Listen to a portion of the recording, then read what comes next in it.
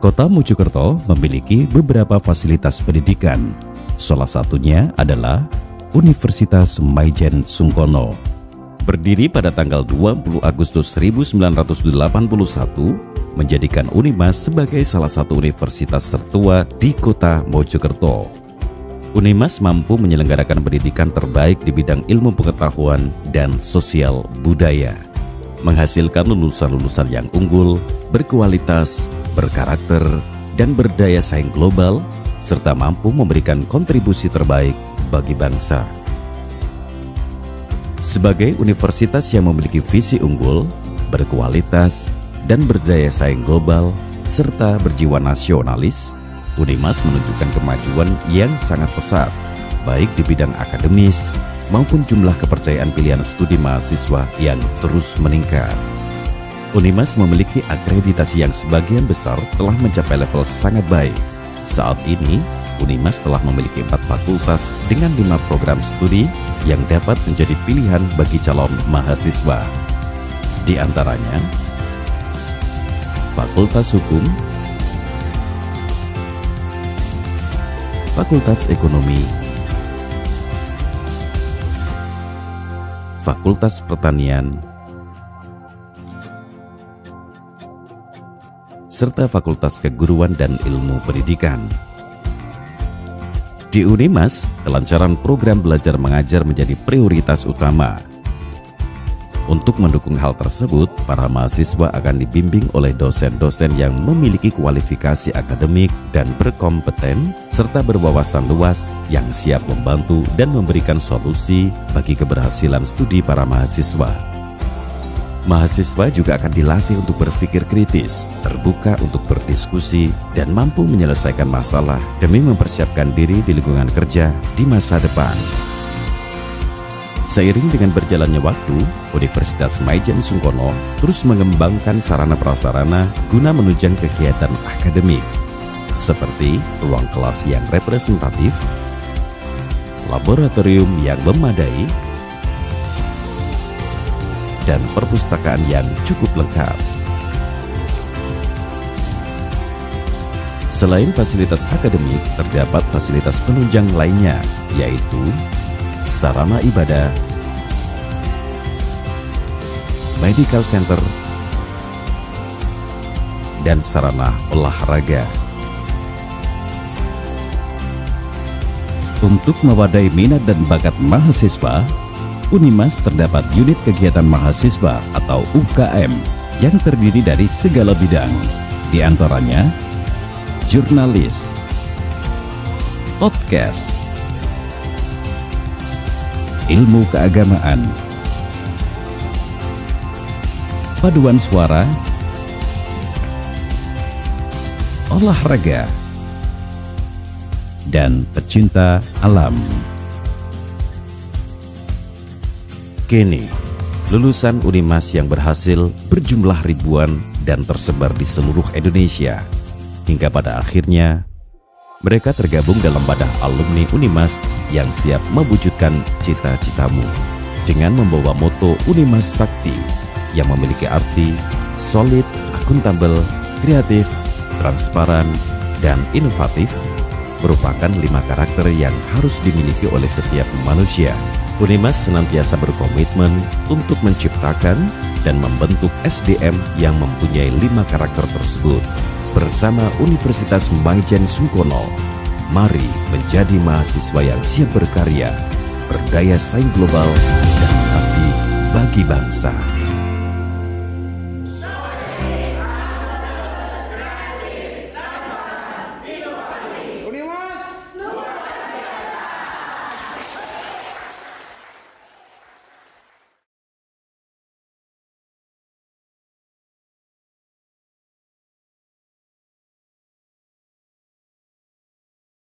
Bismillahirrahmanirrahim. Assalamualaikum warahmatullahi wabarakatuh. Perkenalkan, nama saya Sugeng Eko Yudi Waluyo, Sarjana Ekonomi Magister Manajemen. NIDN saya 0731077801. Saya menyelesaikan sarjana S1 dari Fakultas Ekonomi Program Studi Manajemen Universitas Jember, lulus tahun 2001. Kemudian lanjut ke program Pasca Sarjana Magister Manajemen Universitas Jember, lulus tahun 2003. Saat ini saya sebagai dosen tetap di Fakultas Ekonomi, program studi manajemen, dan pada semester ini saya mengambil mata kuliah manajemen risiko semester 4 dengan mata kuliah PKF 50223 dengan beban 3 SKS. Manfaat mata kuliah ini adalah diharapkan mahasiswa mampu memahami apa dan bagaimana manajemen risiko. Deskripsi singkat mata kuliah bahwa mata kuliah ini diajarkan pada mahasiswa semester 4. Setelah lulus nanti diharapkan mahasiswa memiliki kemampuan menganalisa risiko yang merupakan syarat mutlak bagi praktisi manajemen risiko seperti manajer personalia, manajer operasional, manajer pemasaran, manajer keuangan, dan lain sebagainya. Mata kuliah ini didesain untuk mengembangkan kemampuan yang diperlukan untuk memahami manajemen risiko. Capaian pembelajaran. Setelah mengikuti mata kuliah manajemen risiko, diharapkan mahasiswa mampu memahami manajemen risiko, mengevaluasi risiko dengan menggunakan analisa risiko dalam manajemen risiko. Kemampuan akhir yang direncanakan. Yang pertama adalah mahasiswa mampu memiliki pemahaman tentang konsep dasar manajemen risiko, tujuan, ruang lingkup, materi secara komprehensif. Yang kedua adalah mahasiswa mampu mendeskripsikan jenis-jenis risiko, konsep risiko dalam teori dan pembelajaran. Yang ketiga, mahasiswa mampu menjelaskan perbedaan jenis-jenis metode pengukuran risiko dan mendeskripsikan pengertian metode pengukuran risiko dalam implikasi manajemen risiko. Yang keempat, mahasiswa mampu menjelaskan proses pengukuran dalam manajemen risiko dengan menggunakan metode penilaian dengan kejadian, peristiwa, dan kerugian per tahun. Yang kelima, mahasiswa mampu memahami perbedaan jenis-jenis dan konsep pengendalian risiko dalam pendekatan teori manajemen risiko. Keenam, mahasiswa mampu memahami dan menjelaskan konsep dan teori pendekatan dalam manajemen risiko. Ketujuh, mahasiswa mampu menjelaskan konsep pengendalian risiko berdasarkan analisis kualitatif dan kuantitatif.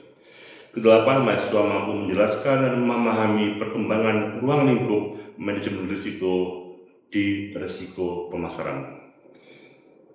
9. Mahasiswa mampu menjelaskan dan memahami perkembangan ruang lingkup manajemen risiko di risiko SDM. 10. Mahasiswa mampu memahami perkembangan ruang lingkup manajemen risiko di risiko operasional. 11. Mahasiswa mampu memahami perkembangan ruang lingkup manajemen risiko di risiko keuangan, pasar uang, valuta asing. 12. Mahasiswa mampu menganalisa memahami perkembangan ruang lingkup manajemen risiko di risiko kredit. 13. Terakhir, mahasiswa mampu memahami dan mendeskripsikan konsep dan pengertian asuransi dan diversifikasi dalam manajemen risiko. Mata kuliah manajemen risiko kami mengambil literatur dari pertama buku manajemen risiko penulis Ida Ayu Made Sasmita Dewi, penerbit dari UNHI Press dan Pasar Bali tahun 2019. Yang kedua adalah buku manajemen risiko penulis Isra Misra, penerbit K-Media Yogyakarta 2020. Demikian perkenalan diri, kita lanjut untuk terus pembelajaran di kelas. Terima kasih. Assalamualaikum warahmatullahi wabarakatuh. Assalamualaikum warahmatullahi wabarakatuh. Waalaikumsalam warahmatullahi wabarakatuh. Bagaimana kabarnya hari ini? Baik semuanya? Alhamdulillah baik. Sebelum pertemuan dimulai, mari kita berdoa bersama-sama agar kita diberikan kesehatan, agar kita diberikan kelancaran setiap aktivitas kita. Berdoa sesuai dengan agama dan pilihan. Berdoa mulai. Selesai.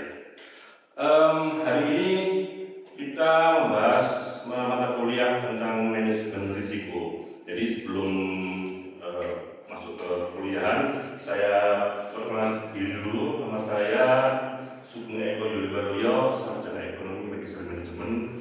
NIM saya 07 310778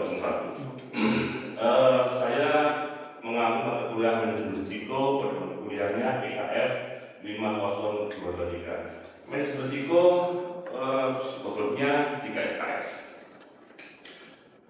Visi pembelajaran nanti itu saya akan memberikan pemaparan materi sebentar, kemudian diskusi, mungkin ada yang perlu ditanyakan, saya jawab. Kemudian nanti ada study center learning, jadi kita membahas tentang berbagai macam kasus-kasus yang kekinian, kita cari solusinya.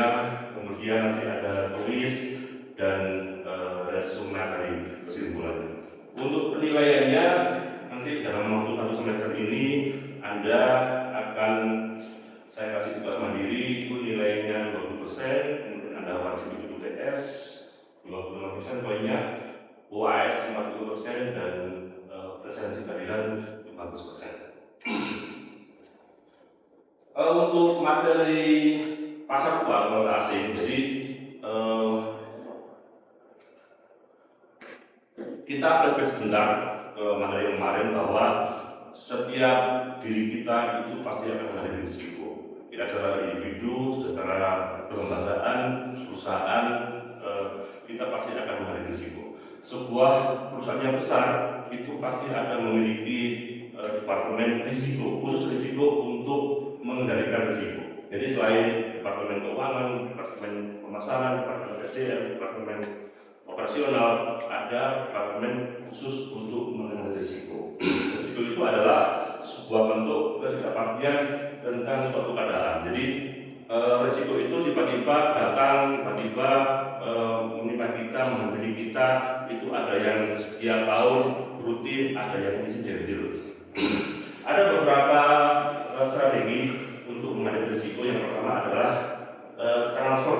Transfer itu kita mengalihkan, memindahkan risiko itu kepada perusahaan asuransi. Jadi asuransi itu memang didirikan dalam rangka untuk mengambil alih risiko dari sebuah perusahaan, dialihkan ke perusahaan asuransi dengan mendapatkan bayaran berupa premi. Jadi perusahaan tiap bulan membayar premi kepada asuransi, asuransi akan mengambil alih risikonya dengan cara mengcover kalau ada kerugian, kerusakan, kehilangan keuntungan misalkan, jadi akan di-cover oleh asuransi. Yang kedua adalah avoid. Avoid itu menghindari. Misalkan kita jalan kemudian ada banjir, kita cari jalan lain yang memutar untuk menghindari air tadi. Jadi ketika kita akan berusaha melakukan suatu kegiatan, ketika di depan ada sebuah risiko yang menghadap, maka kita batalkan kegiatan tersebut, kita menghindarinya, kita melakukan kegiatan lain. Ada exploit. Exploit itu adalah kita memanfaatkan, mengeksploitasi. Jadi risiko itu sebagai sebuah campur, sebagai sebuah kritik yang konstruktif untuk membenahi lembaga kita.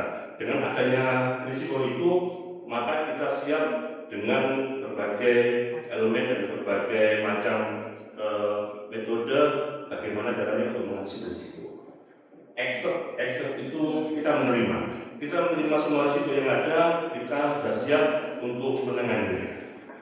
Reduce itu mengurangi, meminimalisir.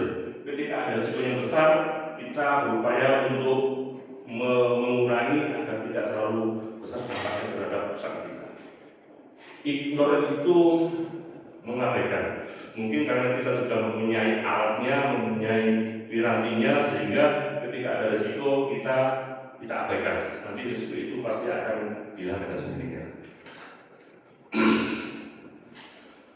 Materinya adalah risiko pasar.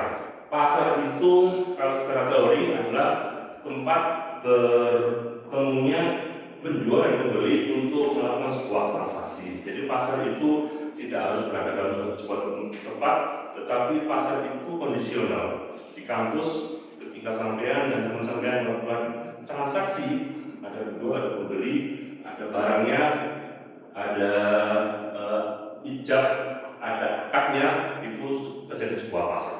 Pasar bisa dibentuk di kampus, di sekolah, di jalan, di rumah, dan sebagainya.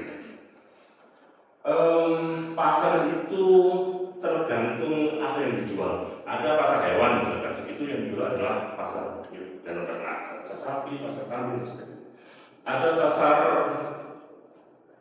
loa. Pasar loa itu pasar yang dijual adalah barang-barang bekas. Kalau pasar uang, berarti yang dijual adalah uang. Yang diperjualbelikan itu adalah uang.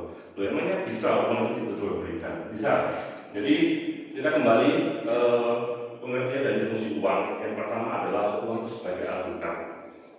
Dulu sebelum ada uang, masyarakat membuat alat tukar itu memakai sistem barter.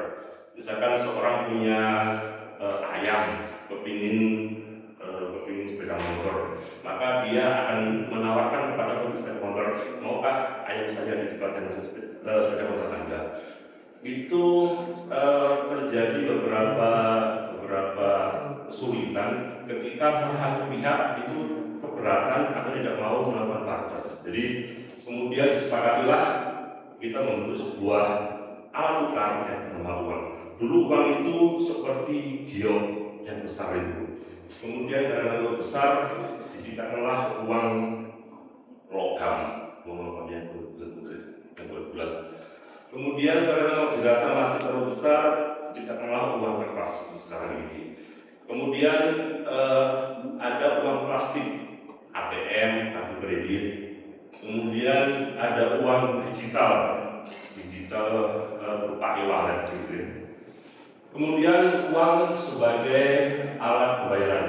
Kalau Anda kuliah, bayar pakai uang, Anda mau bikin sekolah, pakai bayar. Yang ketiga adalah fungsi uang sebagai barang komoditi. Jadi uang itu bisa diperjualbelikan. Uang dianggap sebagai barang yang diperjualbelikan. Mengapa? Karena uang itu bisa diperdagangkan akibat dari jenis dan nilainya mata uang yang berbeda pada tiap negara. Contohnya ini, ada mata uang dinar dan dirham. Beberapa negara di Timur Tengah masih menggunakan mata uang ini. Unsurnya selain mata uang dinar dan dirham, selain bisa diperjualbelikan, unsurnya itu bisa diperjualbelikan. Artinya unsur emasnya atau unsur peraknya itu bisa diperjualbelikan. Kalau uang kertas, apakah bisa diperjualbelikan? Bisa. Karena mengapa? Masing-masing negara itu mempunyai mata uang yang berbeda, nilainya berbeda karena fluktuasi. Jadi nilai-nilai tukar itu ditentukan oleh pasar. Karena perbedaan nilai mata uang masing-masing negara itu, sehingga ada seseorang yang melihat peluang bahwa ini bisa untuk diperjualbelikan selisihnya itu. Kemudian komunitas valuta asing, bahwa valuta asing itu mata uang asing yang diakui, jadi diakui oleh semua negara, dapat digunakan, dipakai, dan bisa diterima oleh semua negara dalam alat pembayaran. Jadi alat pembayaran itu ketika ada sebuah negara melakukan perdagangan ekspor impor, maka mereka pasti melakukan pembayaran. Alat pembayaran adalah menggunakan mata uang valuta asing. Jadi sebagai alat pembayaran oleh banyak negara dalam transaksi internasional, perdagangan dan investasi. Akan tetapi ketika terjadi bisnis melakukan ekspor impor, misalkan dari orang Jepang ingin mengirim barang ke Indonesia, berarti kita mengimpor. Jadi misalkan orang Jepang mengirim benda-benda elektronik, ada HP, ada laptop ke Indonesia, maka Indonesia akan membayarkan sejumlah uang kepada negara Jepang. Karena mata uang yang berbeda, jadi mata uang di Indonesia adalah rupiah, sedangkan rupiah di Jepang tidak laku. Atau sebaliknya, kita mengekspor rempah ke Jepang, orang Jepang harus membayar ke Indonesia. Mata uang Jepang adalah yen. Kalau dibayar ke Indonesia, pasti tidak laku. Nah, karena perbedaan antar negara mata uangnya itu, maka mereka kemudian beberapa negara itu kumpul bersama, mereka menyepakati bagaimana kalau kita membuat sebuah kesepakatan ada beberapa mata uang yang bisa digunakan, dipakai, diakui, dan diterima semua negara untuk melakukan pembayaran untuk ekspor impor. Ada beberapa mata uang yang sangat kuat. Misalnya kita menggunakan mata uang dolar Amerika, US dollar. Ada mata uang pound sterling. Kedua mata uang itu sangat kuat. Jadi dolar Amerika kita dengan pound sterling mata uangnya Inggris. Nah, kemudian dulu di Eropa itu mata uang masing-masing negara itu berbeda. Jadi masing-masing negara Eropa itu berbeda. Nah, kemudian mereka berkumpul. Ini negara Inggris mempunyai mata uang yang diterima oleh seluruh dunia untuk melakukan pembayaran internasional. Mengapa kita tidak mempunyai mata uang yang sekuat pound sterling? Maka berkumpullah para kepala negara itu, mereka musyawarah rundingan bagaimana kalau kita menggunakan mata uang tunggal. Artinya lahirlah euro. Jadi orang-orang negara di Eropa itu mereka menggunakan mata uang tunggal namanya euro. Sekarang ketiga mata uang ini itu bisa diterima di seluruh dunia untuk melakukan pembayaran dari kebijakan ekspor impor. Valuta asing juga merupakan aset yang bisa diperdagangkan di pasar valuta asing atau foreign exchange untuk mendapatkan keuntungan dari fluktuasi nilai tukar mata uang. Jadi nilai mata uang itu fluktuatif. Fluktuatif itu tidak statis. Artinya ada kalanya naik, ada kalanya turun. Tergantung pada permintaan pasar. Jadi ketika pasar bagus kondisinya, kemudian kondusif, maka biasanya mata uangnya akan menguat. Ketika pasar bergejolak, ada kerusuhan, maka biasanya mata uangnya nilainya akan melemah. Dari selisih akibat dari fluktuasi itu, maka ada beberapa orang-orang oportunitis yang mereka mencoba untuk memanfaatkan peluang tersebut. Ini ada selisih mata uang karena fluktuatif. Akhirnya mereka melihat sebuah peluang keuntungan yang bisa didapatkan dari menjual atau membeli mata uang asing. Nah, kalau sama masuk ke bank, ke BNI atau BCA, biasanya di tembok itu bahkan ada muncul kurs hari ini, kurs jual sekian, kurs beli sekian. Yang dijadikan acuan patokan itu adalah dari pihak bank. Misalkan saya bank, ada orang luar negeri dari Amerika mau masuk ke Indonesia, mereka membawa dolar, mereka datang ke bank. Saya mau tukar dolar saya ditukar rupiah untuk membeli sembako di Indonesia. Maka oleh bank dikasih kurs beli kan, karena dolar dimasukkan ke bank, dibeli oleh bank, maka kursnya 16.860. Nah, kemudian besoknya ada orang asli Indonesia datang ke bank untuk menukar rupiahnya ke dolar karena dia akan luar negeri. Dikasih oleh bank dikasih kurs jual. Jadi kurs beli itu lebih murah daripada kurs jual. Misalnya kurs belinya ketika dia mau beli dolar, saya beli 16.000. Besoknya ada orang beli dolar, saya jual 17.000. Ada selisih Rp1.000 per dolar dikalikan. Jadi selisih antara kurs beli dan kurs jual itu bisa dimanfaatkan menjadi sebuah keuntungan. Ada beberapa penyebab mengapa mata uang itu bisa melemah. Yang pertama adalah inflasi. Inflasi itu pengertiannya harga barang naik, nilai rupiah turun, ya kan? Jadi ketika harga barang naik, kalau dulu harga sepeda motor itu misalkan 4 juta, sekarang sudah sampai 40 juta. Jadi harga barang naik. Terus nilai rupiah turun. Dulu uang 4 juta bisa dipakai untuk beli sepeda motor tahun 90-an. Sekarang 4 juta nggak boleh beli sepeda motor. karena harganya naik. Jadi harganya naik, nilai rupiah turun. Tingkat inflasi yang tinggi dapat melemahkan kepercayaan pada mata uang lokal. Jadi bisa menurunkan. Adanya kelebihan defisit anggaran. Jadi ketika sebuah anggaran pemerintah membiayai dari program masing-masing departemen kabinet yang menginginkan pembiayaan dari masing-masing kegiatannya, ketika mengalami defisit itu akan mengakibatkan rupiah melemah. Ada kebijakan moneter dan besar juga bisa melemahkan rupiah. Ada isu politik, ketika politiknya aman, terang, bagus, nyaman, itu biasanya rupiah menguat. Ketika terjadi kerusuhan tahun 98, ketika Pak Harto akan itu rupiah mencapai level 20.000 rupiah per $1, $20.000.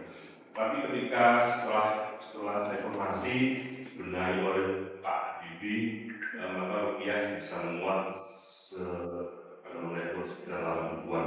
Jadi isu politik itu penting. Ini antisipasi perusahaan dalam menghadapi inflasi. Jadi kita tidak perlu membeli barang dengan mata uang asing. Ketika ada barang-barang yang nilai tinggi, kita bisa menjualnya untuk mendapatkan uang dalam valuta asing. Mungkin itu materi paparan materinya. Barangkali ada yang perlu ditanyakan. Jika kita melakukan jual beli valuta asing, itu bagaimana caranya agar kita tidak mengalami kerugian? Kalau misalkan seseorang awam tiba-tiba punya uang banyak, saya ingin jual beli valuta asing, saya tiba-tiba memborong dolar, itu mungkin beberapa orang akan beranggapan bahwa itu sebagai judi karena memang tidak ada yang mulia. Tapi ketika seseorang itu sudah mengetahui ilmunya, teorinya, mereka berpengalaman, maka dia bisa melihat ada berbagai macam indikator. Hari ini kira-kira dolar akan melemah. Hari ini dolar akan menguat. Rupiah akan melemah. Rupiah akan menguat. Jadi beberapa indikator tadi sudah saya jelaskan. Jadi biasanya isu politik itu yang pasti. Ketika ada pemerintah membuat sebuah kebijakan yang tidak lazim, kemudian bisa mengakibatkan gejolak ekonomi di sebuah negara, para investor mereka mengalihkan uangnya ke luar negeri, itu biasanya mereka akan mengakibatkan melemahnya nilai rupiah. Tapi ketika semuanya aman, damai, terang, semua kebijakan pemerintah diterima oleh masyarakat, tidak ada gejolak, kemudian tidak ada kerusuhan, tidak ada ras itu masyarakat ramai-ramai mengambil uang tidak masing-masing semuanya. Jadi itu bisa meningkatkan nilai rupiah. Jadi jangan kalau punya uang sebelum membeli mata uang dolar atau sterling atau euro untuk mencari keuntungan, sama bisa menganalisa isu politik, kemudian tingkat persentase inflasi, ada beberapa macam kebijakan Bank Indonesia maupun pemerintah, itu bisa menjadi indikator. Jadi sampai bisa melihat itu. Sudah? Ada lagi? Cukup ya? Oke. Terima kasih hari ini sudah ikuti mata kuliah manajemen risiko, materi tentang risiko pasar uang atau valuta asing. Saya tutup akhirnya. Terima kasih. Assalamualaikum warahmatullahi wabarakatuh. Waalaikumsalam warahmatullahi wabarakatuh.